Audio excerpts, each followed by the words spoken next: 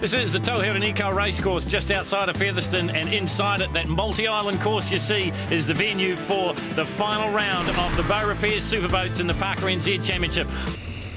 Well, this is Daryl Hutton, and he's got a new navigator for this round. Parker sits alongside him.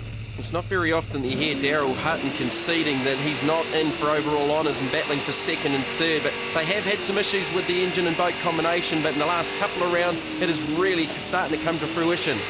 Well, that's right. He's come on since about the halfway point of the Parker NZ Championship, and you heard him say he's in a battle here for the final step of the podium in the Bow Repairs Superboats. You're on board here with Daryl Hutton. Time at the split, 20.75 seconds.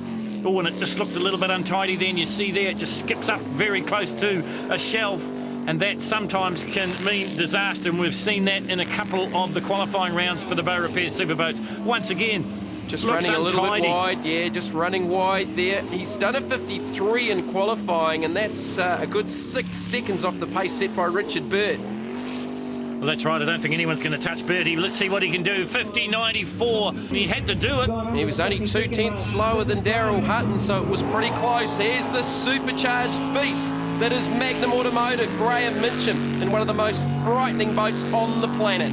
Well, now the pressure comes on the Aucklander. If he wants to make it through to the next elimination, he's got to go fast. We've seen a 49. Oh, and there's just a bit of a hesitation there. And you're talking tenths of a second, and that may be all it is. And when the engine note drops or cuts right out, there's no power going to the water through the jet unit. Oh, there's some wide lines there from Mincham. This is spectacular, but it's not necessarily that quick at the moment. No, I guess you can compare it to motor racing. When cars get sideways, people think they're going fast, but they're actually slowing down. Same thing in Bow Repairs Superboats. And Graham Mincham will know that, and he's probably going to drive it a little bit harder. Smooth as fast is the adage, but how do you do that with 1,000 horsepower of blown small block underneath your right foot? And of course, here at Featherston, they cross their own wake as well, and that makes it even harder. 49.84 for Mincham. Maybe not going to be good enough to go too much further.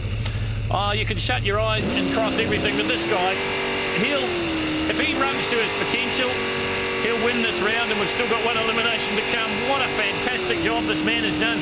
You've got to say, had he been right from the season get-go, no one would have got close. Absolutely, and it's been a while since we've seen someone in Superboat dominating like Richard Burt at the moment, is with something like 3.5 to 4 seconds up his sleeve. 19.26, another sub-20 split. Just dropped the RPM to roll the boat into the turn, and he's driving smart. This is smooth. Well, that's right. I've mentioned it before. Peter Cowie not here to defend his Bow Repairs Superboat title, but this is a Cowie-esque performance. He was beating him last year by 3, 4 and 5 seconds, and that's exactly what Richard Burt and Roger Maunder are doing. You talk about Cowie, what about the original Mr. Smooth, Rodney Pohio? Oh, 45.0! Run, but it isn't in the same ballpark as this guy. Well, that's good for Daryl Hutton because he improves on his best run of the day. So that is progress for Big Chief 2. But what has Richard Burt got? We've seen a 45 flat in the top 4, and that's a whopping 3.5 seconds quicker than anyone's done all weekend. And Jamie, if you cast your mind back to the last few rounds, every time that Richard's won, he's gone faster and faster and faster as the eliminations go down. I wouldn't be surprised if we see a very low 46 or maybe even a 45. These guys are on it, and look at the way the boat's just stuck on the water. Well, he's already done a 45 flat, and the pressure's really off because he's got so much time up his sleeve, and there's not too many mistakes in the first part of this lap.